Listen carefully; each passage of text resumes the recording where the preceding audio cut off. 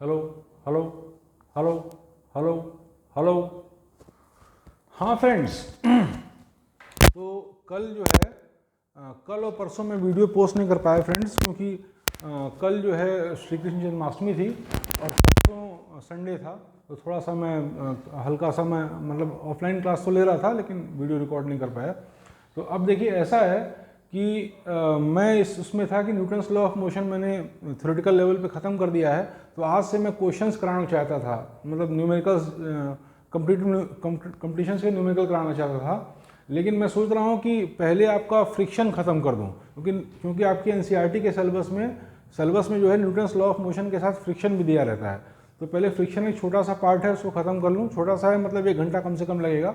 तो फ्रिक्शन में बोल के ख़त्म कर लूँ, फिर सीधे मैं क्वेश्चंस पे आऊँगा। 3, 4, 5 वीडियो 6 वीडियो लगातार न्यूमेरिकल्स के ही चलते रहेंगे। तो फिलहाल मैंने ये प्लान किया है कि आज के इस लेक्चर में मैं आपको फ्रिक्शन के सारे कॉन्सेप्ट दे दूँ, फ्रिक्शन सारा का सारा पढ़ा दूँ। तो चलिए मैं स्टार्ट करता हूँ। सबसे पहले मैंने हेडिंग डाली फ्रिक्शन। ये आपका न्यूटन्स लॉ ऑफ मोशन में ये है एनसीईआरटी में। न्यूटन्स लॉ ऑफ मोशन एक टॉपिक है, उसी में फ्रिक्शन भी है, ठीक है ना।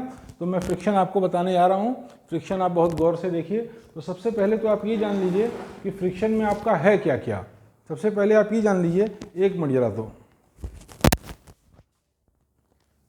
हाँ, तो सबसे पहले आप ये जान लीजिए कि फ्रिक्शन में आपका है क्या क्या, क्या क्या आपको पढ़ना है फ्रिक्शन में।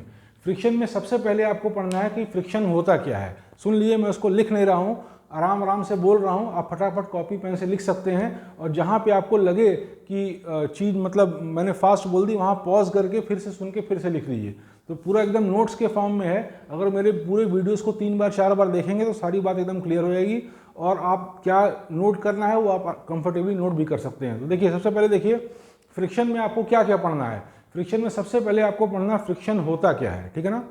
उसके बाद दूसरा ओल्ड व्यू और मॉडर्न व्यू, मतलब फ्रिक्शन लगता क्यों है, क्या रीजन है इसकी वजह से फ्रिक्शन लगता है, ठीक है ना। उसके बाद 1, 2, 3 एग्जाम्पल इसके देंगे कि friction supports motion also, friction motion को सपोर्ट भी करता है, इसके भी एग्जाम्पल देंगे, ठीक है ना।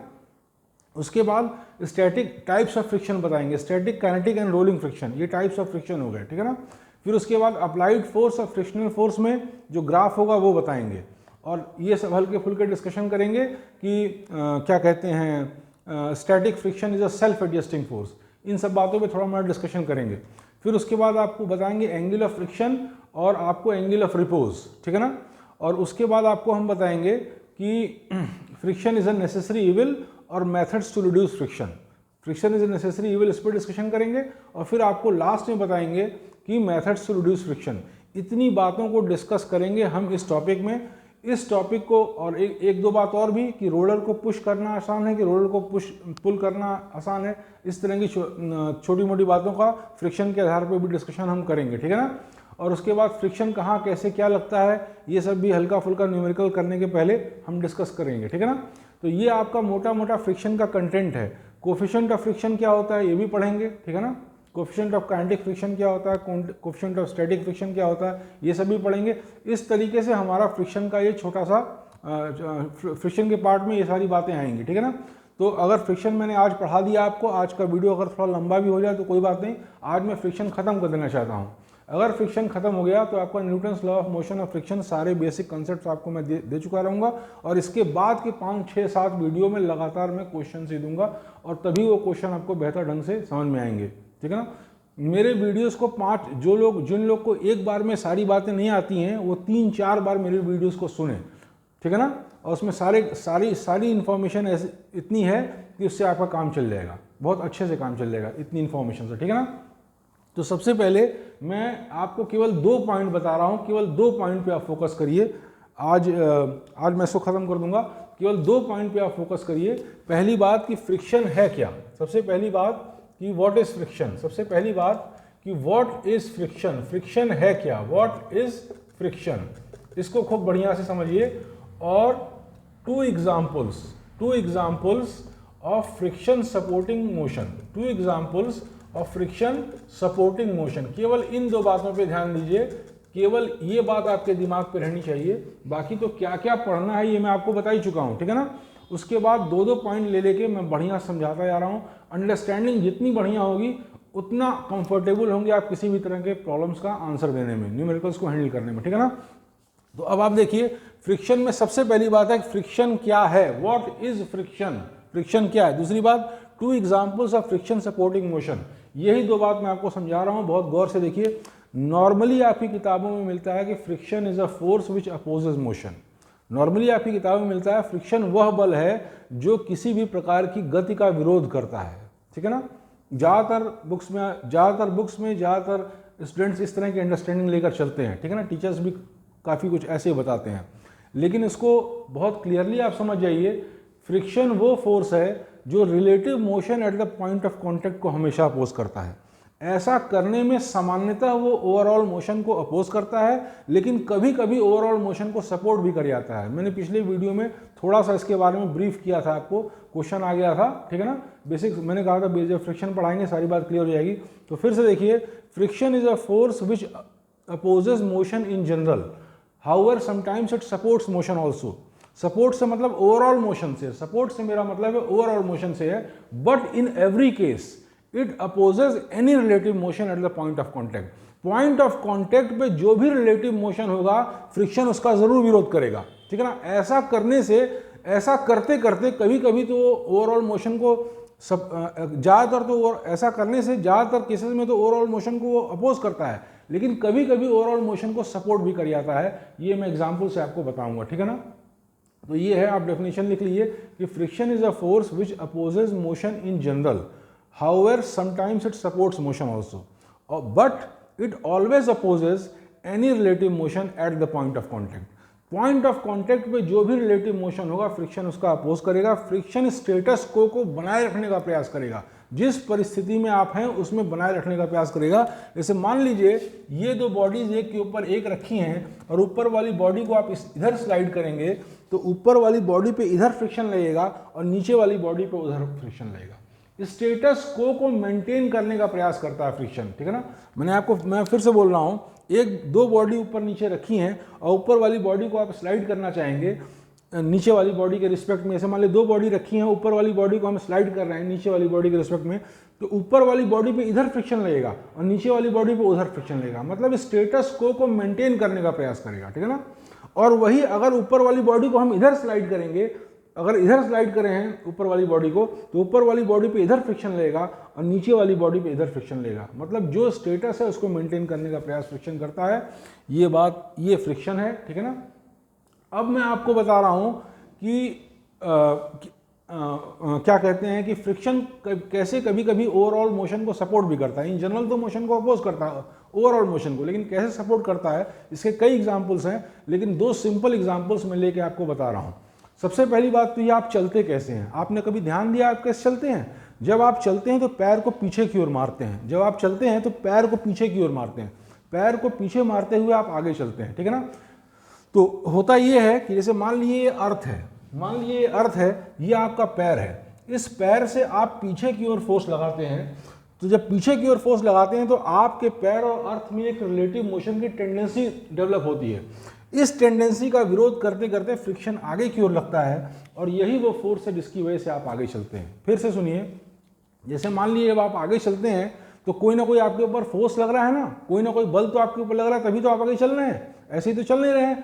तो बहुत लोग कहेंगे ये फोर्स जो है हमारे मसल्स से लग रहा है, हमारी बॉडी से लग रहा है, हमारे पैर से लग रहा है, तो ये तो सब इंटरनल फोर्सेस हो गए ना, ये सिस्टम के इंटरनल फोर्स हो गए। जैसे मैं मान लीजिए मेरी बॉडी एक सिस्टम है, तो मैं जो भी फोर्स लगाऊंगा, चाहे मेरे मसल्स लगाएं चाहे मेरे लेग्स लगाएं, ये सब इंटरनल फोर्स है। तो इंटरनल फोर्स से कभी मोमेंटम चेंज नहीं करता, ये आप पहले पढ़ चुके हैं, इससे कभी बॉडी मोशन में नहीं आएगी। तो कोई ना कोई एक्सटर्नल फोर्स लग रहा है जिसकी वजह से आप मूव कर रहे हैं, हर व्यक्ति मूव कर रहा है, ठीक है ना। तो वो एक्सटर्नल फोर्स कौन सा है? तो एक्सटर्नल फोर्स फ्रिक्शन का है, क्योंकि होता क्या है कि जब आप पैर से आगे की ओर चलते हैं तो पैर को पीछे की ओर ढकेलते हैं। जब पीछे की ओर आप ढकेलते हैं ऐसे पैर को पीछे की ओर, तो पैर और अर्थ के बीच एक रिलेटिव मोशन की टेंडेंसी उत्पन्न होती है, जिसकी वजह से आपके ऊपर फ्रिक्शन आगे और अर्थ के ऊपर फ्रिक्शन पीछे, दोनों के ऊपर equal and opposite reactionary force, आपके ऊपर आगे अर्थ के ऊपर पीछे। लेकिन अर्थ चूंकि बहुत बड़ा मास है तो उसका एक्सेलरेशन जीरो होता है उतने फोर्स से, लेकिन उतना ही फोर्स आपको मूव करने के लिए पर्याप्त है, इसलिए आप मूव करते हैं। मेरी बात को खूब बढ़िया समझिए, बेसिक कॉन्सेप्ट हर चैप्टर में 10, 12, 15 है, खूब बढ़िया समझ जाइए और उसके बाद हम लोग इस वीडियो के बाद हम लोग न्यूटन्स लॉ ऑफ मोशन और फ्रिक्शन के कम से कम 100-200 न्यूमेरिकल बढ़िया कंपटीशन के हैंडल करेंगे, तभी आगे बढ़ेंगे, ठीक है ना। लेकिन इतनी बात समझ जाइए।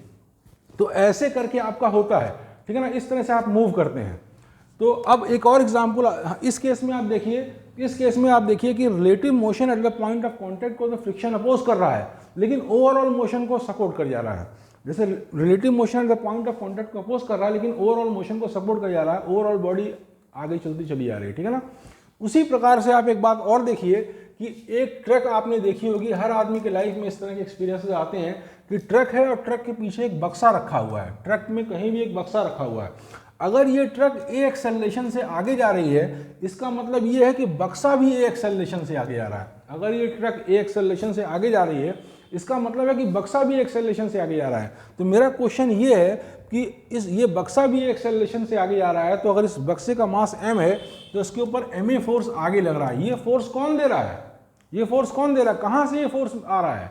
जो बक्से के ऊपर फोर्सेज लग रहे हैं, आप FBD ड्रा करिए, तो एक तो इसका वेट है जो नीचे की ओर लग रहा है mg, और दूसरा जो है नॉर्मल रिएक्शन है जो ऊपर की ओर लग रहा है। नॉर्मल रिएक्शन वो रिएक्शन है जो सरफेसेस कॉन्टैक्ट सरफेस से जाता है। ये नॉर्मल रिएक्शन ऊपर की ओर है और ये फोर्स, इसका वेट नीचे की ओर है। क्योंकि इस डायरेक्शन में कोई मोशन नहीं है, इसलिए नॉर्मल बराबर mg है। लेकिन ये ट्रक के अंदर रखा हुआ बॉक्स ट्रक के साथ एक एक्सेलरेशन से आगे जा रहा है, इसका मतलब कोई ना कोई हॉरिजॉन्टल फोर्स इसके ऊपर लग रहा है। वो फोर्स कहाँ से आ रहा है? बताइए, वो फोर्स कहाँ से आ रहा है? वो फोर्स आ रहा है बक्से और ट्रक के बीच जो फ्रिक्शन, जो रिलेटिव मोशन होने की टेंडेंसी डेवलप हो रही है, उसको अपोज करते हुए जो फ्रिक्शनल फोर्स लग रहा है, उसी फोर्स की वजह से ये बक्सा आगे जा रहा है। ट्रक के फोर्स से नहीं आ रहा है। बक्सा और ट्रक का जो सरफेस है, जैसे ही ट्रक चली तो बक्से और ट्रक में जो है एक रिलेटिव मोशन की टेंडेंसी डेवलप हुई। इसी रिलेटिव मोशन की टेंडेंसी को कर्व करने के लिए फ्रिक्शन एक्टिव हो जाता है, और स्टेटस को मेंटेन करने के लिए फ्रिक्शन क्या करता है? इस बक्से पे आगे की ओर फोर्स लगाता है और ट्रक पे पीछे की ओर। बक्से के ऊपर आगे की ओर और ट्रक के ऊपर पीछे की ओर। लेकिन ट्रक बहुत बड़ा मास है, इसलिए ट्रक के लिए वो फोर्स कोई खास महत्व का नहीं रहता, लेकिन उतने फोर्स से बक्सा जरूर आगे की ओर मूव करता है। तो वो फ्रिक्शन फोर्स है जो इस बक्से को लेकर जाता है। अगर ट्रक की सरफेस फ्रिक्शनलेस होती तो ये बक्सा पीछे आके लड़ जाता, समझ रहे ना।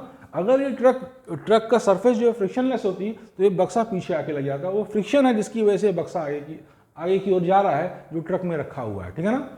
और जब आप चलते भी हैं, अगर सरफेस फ्रिक्शनलेस होता तो आप पीछे की ओर पैर करते, और अगर फ्रिक्शन उसको अपोज नहीं करता तो पैर पीछे चलता चला जाता और आप मुंह केवल गिर पड़ते।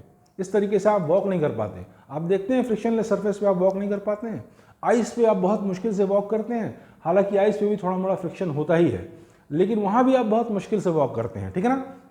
तो अब तक मैंने आपको दो बातें समझाई कि फ्रिक्शन होता क्या है, और 2 examples of friction supporting motion, मतलब ओवरऑल मोशन को फ्रिक्शन कैसे सपोर्ट करता है, ऐसे 2 एग्जांपल मैंने आपको बता दिए, और फ्रिक्शन होता क्या है ये भी समझा दिए।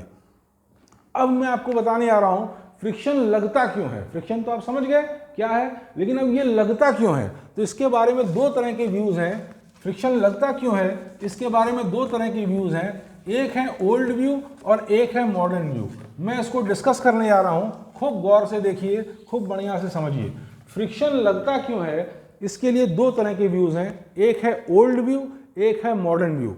मैंने आपको 2-3 वीडियो पहले ही एरिस्टोटल फैलेसी में समझाया था कि साइंस में कोई भी रूल अंतिम नहीं होता है, कोई भी अथॉरिटी अनक्वेश्चनेबल नहीं होती है। हर बात कॉज एंड इफेक्ट पे ही आप कह सकते हैं, ठीक है ना। और दिमाग हमेशा साइंस का मतलब ओपन माइंडेडनेस में होता है, दिमाग खुला होना चाहिए, ठीक है ना। हर अथॉरिटी को आप चैलेंज कर सकते हैं, किसी भी रूल को आप चैलेंज कर सकते हैं। जो दिख रहा है वो तो विजिबल है, जो दिख रहा है वो तो विजिबल है, वो तो ट्रूथ है, उसको तो हम डिनाई नहीं कर सकते। लेकिन अगर कोई लॉ उस विजिबल ट्रूथ को वेल एक्सप्लेन नहीं कर सकता, तो उस लॉ को हटा के हम दूसरा लॉ ले आते हैं या पुराने लॉ में मॉडिफिकेशन करते हैं, और इसी तरीके से सब्जेक्ट का डेवलपमेंट होता है। ये डिस्कशन पहले हो चुका है। तो अब आगे आप देखिए, उसी क्रम में मैं आपको ये बताने चाह रहा हूं, फ्रिक्शन के केस में भी ऐसी ही बात हुई। 2 तरह के व्यूज हैं, एक है ओल्ड व्यू, एक है मॉडर्न व्यू। ओल्ड व्यू जो फ्रिक्शन का रीजन बताता है, वो एक विजिबल ट्रूथ से, मतलब विजिबल ट्रूथ ये था कि एक सरफेस को हमने स्मूथ किया तो फ्रिक्शन घटा, फिर स्मूथ किया तो फ्रिक्शन और घटा, फिर उससे भी ज़्यादा स्मूथ किया तो फ्रिक्शन घटने की जगह बढ़ गया। इस बात को ओल्ड व्यू वेल एक्सप्लेन नहीं कर पाया, इसलिए मॉडर्न व्यू या न्यू व्यू ऑफ फ्रिक्शन आ गया। ठीक है ना। तो मैं दोनों व्यू क्या है बढ़िया समझा रहा हूँ। देखिए ओल्ड व्यू के अनुसार फ्रिक्शन क्यों लगता है, ओल्ड व्यू ने क्या रीज़न बताया।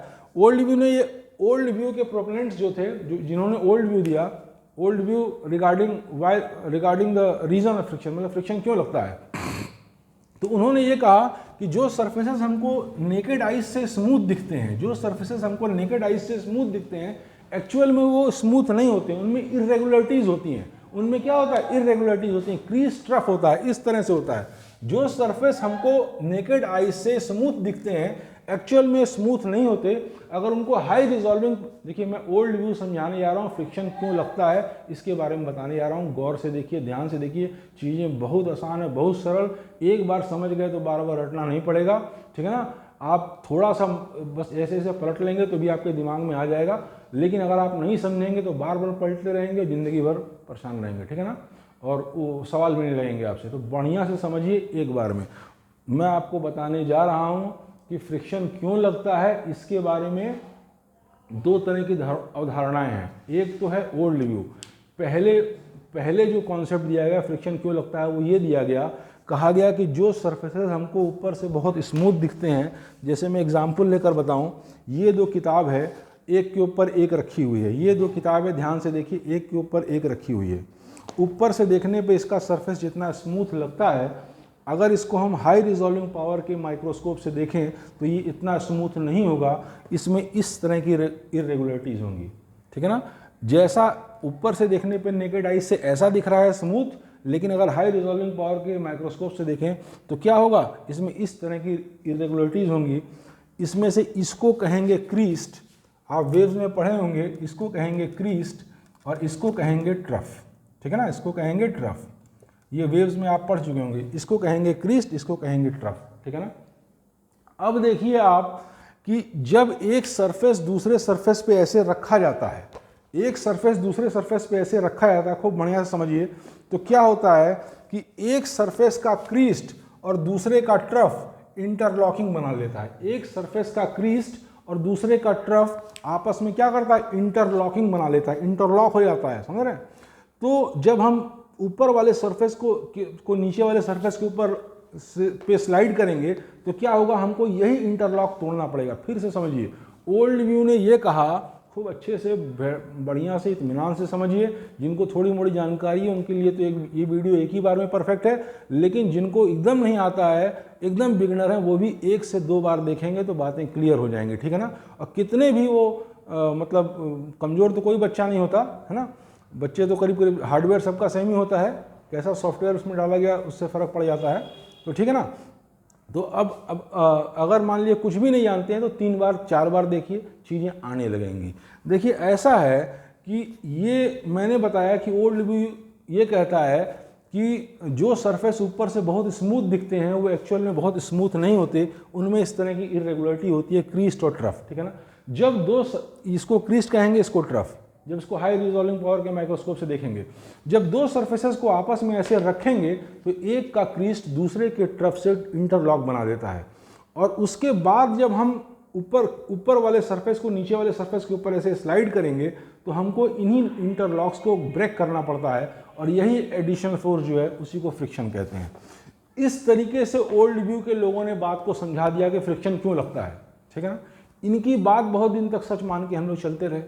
तब तक क्या हुआ कि एक ऐसा अनुभव हमें हुआ, हम हमेशा, साइंस का मतलब है नए अनुभवों से हमेशा अपने आप को खुला रखना, अपने दिमाग को हमेशा नए अनुभव से खुला रखना। ये नहीं कि कोई बात है तो वही अंतिम बात हो गई। ठीक है ना। तो अब देखिए हमने उसके बाद ऑब्जर्वेशंस क्या हैं, नई बात क्या आई कि अगर इनकी थ्योरी को सच माना जाए, अगर इनकी थ्योरी को सच माना जाए तो जब हम सरफेस को स्मूथ करेंगे तो फ्रिक्शन घटना चाहिए। भाई सरफेस को स्मूथ करेंगे तो ये क्रीज और ट्रफ कम होगा ना। अगर सरफेस स्मूथ करेंगे तो पहले अगर क्रीज ट्रफ ऐसे था तो बाद में क्रीज ट्रफ ऐसे हो जाएगा, और स्मूथ करेंगे तो क्रीज ट्रफ और कम हो जाएगा, और स्मूथ करेंगे तो क्रीज ट्रफ और कम हो जाएगा, और एक समय ऐसा होगा कि क्रीज और ट्रफ जो होगा आपस में ऑलमोस्ट, ये क्रीज और ट्रफ करीब करीब खत्म हो जाएगा। फिर से समझिए, अगर इनकी बात को सच माना जाए तो अगर हम सरफेस को स्मूथ करते हैं तो क्रीज टू ट्रफ कम होगा, यानी कि फ्रिक्शन कम होगा, और स्मूथ करेंगे तो और क्रीज टू ट्रफ कम होगा, तो और फ्रिक्शन कम होना चाहिए, और स्मूथ करेंगे तो और होगा, यानी और फ्रिक्शन कम होना चाहिए, और बहुत स्मूथ करेंगे तो करीब करीब क्रीज ट्रफ खत्म हो जाएगा, तो फ्रिक्शन एकदम ही नहीं होना चाहिए। लेकिन ऐसा हुआ नहीं। जो दिख रहा है वो तो सच है, ठीक है ना। उसको एक्सप्लेन करने वाली थ्योरीज अगर एक्सप्लेन नहीं कर पाती तो हम नई थ्योरी की तलाश में रहते हैं, या पुरानी थ्योरी में अगर थोड़ा मोड़ा सुधार करके उसको एकोमोडेट कर दें जो विजिबल ट्रूथ है, तो वो थ्योरी चलती रहती है। तो अब हमने ऑब्जर्व किया कि when we make surface smooth the friction decreases. तो यहाँ तक की बात तो इनके साथ चल रही थी, सही थी। लेकिन फिर मैंने देखा when we make the surface extra smooth then despite of decreasing the friction was increasing and the old view was not able to explain this truth. ये दिक्कत आ रही थी। देखिए ऐसा है कि ऐसा कहा गया, अगर इनकी बात को सच माना जाए, ओल्ड व्यू के लोग की बात को सच माना जाए, तो अगर हम सरफेस को स्मूथ करते हैं तो फ्रिक्शन को घटना चाहिए, तो घटा। लेकिन जब एक्स्ट्रा स्मूथ कर रहे थे तो घटने की जगह बढ़ गया, और ओल्ड व्यू के लोग इस बात को समझा नहीं पाए, इसीलिए न्यू व्यू आ गया, नया कॉन्सेप्ट आ गया। और नया कॉन्सेप्ट क्या है? उसी को कहते हैं मॉडर्न व्यू ऑफ फ्रिक्शन। वो मैं 2 लाइन में आपको बता दे रहा हूँ, अच्छे से समझ जाइए। और इस तरह के इस पॉइंट से रिलेटेड सवाल आपके केवल जो स्कूल में आता है उस तरह के आ सकते हैं, लेकिन समझ लीजिए सिलेबस में एनसीईआरटी में जो कुछ भी है वो समझना जरूरी है, जो कुछ भी है सब इम्पॉर्टेंट है, ठीक है ना। तो अब आप नेक्स्ट बात देखिए, आपको बता रहा हूँ मॉडर्न व्यू। मॉडर्न व्यू ने हमको ये बताया कि ये ऐसा होता है कि जब दो सरफेस आपस में संपर्क में रहते हैं एक के ऊपर एक, जब दो सरफेस आपस में कांटेक्ट में रहते हैं एक के ऊपर एक, तो जो हमको एक्चुअल एरिया ऑफ कांटेक्ट दिखता है, जैसे मान लीजिए ये दो सरफेसेस आपस में कांटेक्ट में हैं, देख लीजिए ये दो सरफेसेस आपस में कांटेक्ट में हैं। चलिए इसको हटा के मैं इसको करूं, ये दो सरफेसेस आपस में कांटेक्ट में हैं, आप गौर से देख रहे हैं, ये और ये सरफेस आपस में कांटेक्ट में है। अगर मैं पूछूं कांटेक्ट एरिया क्या है, तो सभी लोग बोलेंगे कांटेक्ट एरिया ये है, सभी लोग बोलेंगे कांटेक्ट एरिया इतना है। इन दोनों सरफेसेस का कांटेक्ट एरिया कितना है? इतना है। लेकिन मॉडर्न व्यू ने कहा कि जो कांटेक्ट एरिया हमें दिखता है उससे बहुत कम हमारा एक्चुअल कांटेक्ट एरिया होता है। मॉडर्न व्यू ने कहा कि जो कांटेक्ट एरिया हमें दिखता है उससे बहुत कम हमारा एक्चुअल कांटेक्ट एरिया होता है। होता ये है कि अगर हमको दिखता है कि 10 to the power 4 actual contact area है, तो 10 टू द पावर 4 रेशियो 1, यानी बहुत छोटे छोटे पॉइंट्स होंगे जिस पे सारा का सारा सरफेस टिका होगा। मैं फिर से मेरी बात सुनिए, मॉडर्न व्यू ने इस विजिबल ट्रूथ को ऐसे एक्सप्लेन किया कि जो एक्चुअल कांटेक्ट एरिया दिखता है दो सरफेस का वो नहीं होता है, और बहुत कम पॉइंट्स पे पूरा का पूरा एरिया जो है कांटेक्ट में होता है। जैसे ये और ये अगर दिख रहा है, इसका एक्चुअल कांटेक्ट एरिया, ये पूरी बुक का एरिया दिख रहा है, तो इतना नहीं है। बहुत इसका 1:10 जितना दिख रहा है उसके 1:10 टू द पावर 4 में ये पूरी बुक टिकी हुई है। यानी कुछ ही मॉलिक्यूल्स ऐसे हैं जो दोनों सरफेसेस के कांटेक्ट में आते हैं, अच्छे से कांटेक्ट में आते हैं, और सारा भार उन्हीं के ऊपर होता है। तो इतने कम मॉलिक्यूल्स पे सारा भार होता है तो इनॉर्मस प्रेशर होता है, और उस इनॉर्मस प्रेशर की वजह से क्या होता है कि दोनों सरफेसेस के जो मॉलिक्यूल्स होते हैं वो बहुत ही नज़दीक आ जाते हैं, और उनमें एक तरह का कोल्ड वेल्ड बन जाता है। और जब हम एक सरफेस को दूसरे सरफेस के ऊपर ड्रैग करते हैं तो हमको इसी कोल्ड वेल्ड को तोड़ना पड़ता है, और इसी वजह से फ्रिक्शन लगता है। तो फ्रिक्शन का रीजन मॉडर्न व्यू ने ऐसे समझाया, और इसके आधार पर जो विजिबल ट्रूथ था उसको वेल एक्सप्लेन कर दिया कि अगर ऐसा होगा तो सरफेस को जब हम एक्स्ट्रा स्मूथ करेंगे तो हमारा फ्रिक्शन घटने की जगह बढ़ जाएगा, क्योंकि एक्चुअल एरिया ऑफ कॉन्टैक्ट जो है बहुत ज़्यादा हो जाएगा, और इस तरह से उसको समझा दिया। तो अब आप नेक्स्ट चीज़ देखिए, नेक्स्ट बात मैं आपको बताने जा रहा हूँ इस चैप्टर में कि टाइप्स ऑफ फ्रिक्शन क्या होते हैं। खूब बढ़िया समझिए, टाइप्स ऑफ फ्रिक्शन मैं बता रहा हूँ। आज मेरा प्रयास रहेगा कि इस चैप्टर को मैं ख़त्म कर दूँ, इसके सारे डिस्कशंस ख़त्म कर दूँ, उसके बाद सिर्फ क्वेश्चंस, ठीक है ना। तो एक और छोटा सा डिस्कशन है, मैंने आपको बता दिया कि फ्रिक्शन क्या होता है, फिर मैंने आपको बता दिया 2 examples of friction supporting motion, फिर मैंने आपको बता दिया फ्रिक्शन क्यों लगता है इसके संदर्भ में मॉडर्न व्यू और ओल्ड व्यू, ठीक है ना, ये आपको वेल एक्सप्लेन कर दिया। उसके बाद एक और इंपॉर्टेंट बात आपको बता दी कि when we make the surface smooth the friction decreases, but when we make it extra smooth despite of decreasing friction increases. बात मेरी समझ में आ गई? तो ये 4-5 डिस्कशन हमने कर लिए। अब आपके स्कूल में जो अच्छे स्कूलों में जो क्वेश्चंस आते हैं वो इस तरीके के आ सकते हैं कि what is friction, define friction. दूसरी बात, give 2 examples of friction supporting motion, ठीक है ना। फिर explain modern view and old view regarding the reason of friction, ठीक है ना। उसके बाद आपका आ सकता है कि what happens to friction when we make the surface extra smooth. तो इस तरीके की बातों को आप इस तरह के प्रश्नों का आप उत्तर दे सकते हैं। तो इस पार्ट से इतने ही क्वेश्चन आपके नॉर्मली बन सकते हैं, ठीक है ना। उसके बाद अब मैं नेक्स्ट डिस्कशन स्टार्ट करने जा रहा हूं जिसका नाम है, जिसको कहते हैं टाइप्स ऑफ फ्रिक्शन। मैं अब आपको टाइप्स ऑफ फ्रिक्शन बता रहा हूं कि कितने तरह के फ्रिक्शन होते हैं। फ्रिक्शन क्या होता है ये बता दिया, फ्रिक्शन क्यों लगता है ये बता दिया, ठीक है ना। थोड़े मोड़े डिस्कशंस हो गए आपके। उसके बाद अब मैं आपको बता रहा हूं टाइप्स ऑफ फ्रिक्शन, यानी कि फ्रिक्शन कितने प्रकार का होता है। खूब बढ़िया समझिए, फ्रिक्शन कितने प्रकार का होता है, अच्छे समझिए। फ्रिक्शन मूलतः 3 प्रकार का होता है। फ्रिक्शन मूलतः 3 प्रकार का होता है। एक होता है स्टैटिक फ्रिक्शन, एक होता है काइनेटिक फ्रिक्शन और एक होता है रोलिंग फ्रिक्शन। खूब अच्छे से समझिए बात को। स्टैटिक फ्रिक्शन क्या है, काइनेटिक फ्रिक्शन क्या है और रोलिंग फ्रिक्शन क्या है। देखिए, जब तक बॉडी मूव नहीं की है तब तक उसके ऊपर जो फ्रिक्शन लगता है उसको हम कहते हैं स्टैटिक फ्रिक्शन। जब तक बॉडी मूव नहीं की है तब तक उसके ऊपर जो फ्रिक्शन लगता है उसको कहते हैं स्टैटिक फ्रिक्शन। और जब बॉडी मूव कर जाती है, चलने लगती है, उस समय उसके ऊपर जो फ्रिक्शन लगता है उसको हम कहते हैं काइनेटिक या डायनामिक फ्रिक्शन। और जब कोई बॉडी रोल करती है तब उसके ऊपर जो कॉन्टैक्ट, पॉइंट ऑफ कॉन्टैक्ट पे फ्रिक्शन लगता है उसको कहते हैं रोलिंग फ्रिक्शन। सबसे कम वैल्यू होती है रोलिंग फ्रिक्शन की, ठीक है ना। और रोलिंग फ्रिक्शन की सबसे कम वैल्यू होती है और स्टैटिक फ्रिक्शन की जो वैल्यू होती है वो 0 से लेके एक लिमिटिंग वैल्यू तक होती है। स्टैटिक फ्रिक्शन एक सेल्फ एडजस्टिंग फोर्स है। सेल्फ एडजस्टिंग से क्या मतलब है, अभी हम आपको बढ़िया समझा रहे हैं, खूब बढ़िया से देख लीजिए कि सेल्फ एडजस्टिंग से हमारा क्या मतलब होता है। Static friction is a self adjusting force और सेल्फ एडजस्टिंग से हमारा क्या तात्पर्य है ये हम आपको बताने जा रहे हैं, ठीक है ना। उसके बाद होता है काइनेटिक फ्रिक्शन या डायनामिक फ्रिक्शन। जब बॉडी मूव करती रहती है उस समय जो फ्रिक्शन लगता है उसको काइनेटिक फ्रिक्शन कहते हैं। और एक होता है, तीसरा होता है रोलिंग फ्रिक्शन, यानी जब कोई बॉडी मूव कर रही है, जैसे पहिया रोल कर रहा है, उस समय जो फ्रिक्शन लगता है उसको कहते हैं आपका रोलिंग फ्रिक्शन। तो रोलिंग फ्रिक्शन की वैल्यू जो होती है वो सबसे कम होती है। रोलिंग फ्रिक्शन की जो वैल्यू होती है वो सबसे कम होती है। इसीलिए पहिए के आविष्कार को मानव सभ्यता के विकास में एक मील का पत्थर कहा जाता है। पहिए के आविष्कार ने क्या किया, ट्रांसपोर्टेशन को बड़ा आसान बना दिया। क्यों बना दिया? क्योंकि अब एनर्जी का कम वेस्टेज होता था। रोलिंग फ्रिक्शन जो है मिनिमम है। रोलिंग फ्रिक्शन जो है स्टैटिक और काइनेटिक फ्रिक्शन के रिस्पेक्ट में बहुत ही कम है। तो इससे क्या हुआ कि ऊर्जा का अनावश्यक व्यय नहीं हुआ और चीज़ों का, माल का ट्रांसपोर्टेशन इधर से उधर करने में जो है बहुत आसानी हुई। और मानव सभ्यता के विकास में इसको पहिए के आविष्कार को मील का पत्थर बताया जाता है।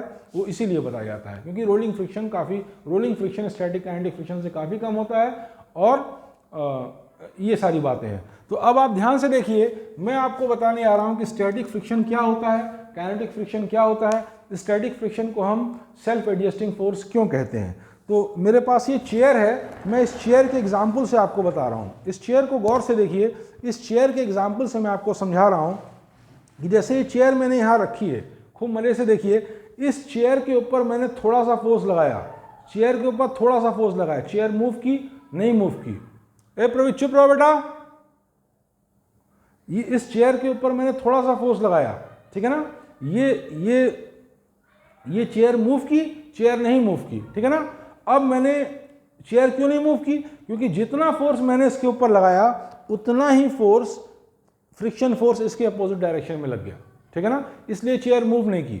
अब मैंने चेयर और थोड़ा और ज़्यादा फोर्स लगाया तो भी चेयर मूव नहीं की, क्योंकि अब मैंने जो ज़्यादा फोर्स लगाया उतना ही फ्रिक्शन फोर्स इसके अपोजिट डायरेक्शन में लग गया, ठीक है ना।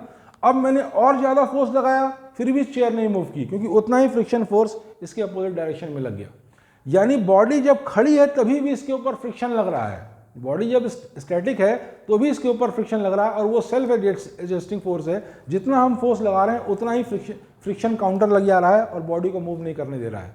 अगर ये फ्रिक्शन फोर्स बिना मेरे फोर्स लगाए भी लगता रहता, अगर बिना मेरे फोर्स लगाए भी ये फोर्स लगता रहता, तो जब हम ये फोर्स हटा लेते तो अगर फ्रिक्शन लगता रहता तो बॉडी ऐसे मूव कर जाती, जबकि ऐसे मूव नहीं कर रही है। इसका मतलब ये फ्रिक्शन फोर्स तभी लगता है जब हम कोई फोर्स अप्लाई करते हैं, ठीक है ना। और उतना ही लगता है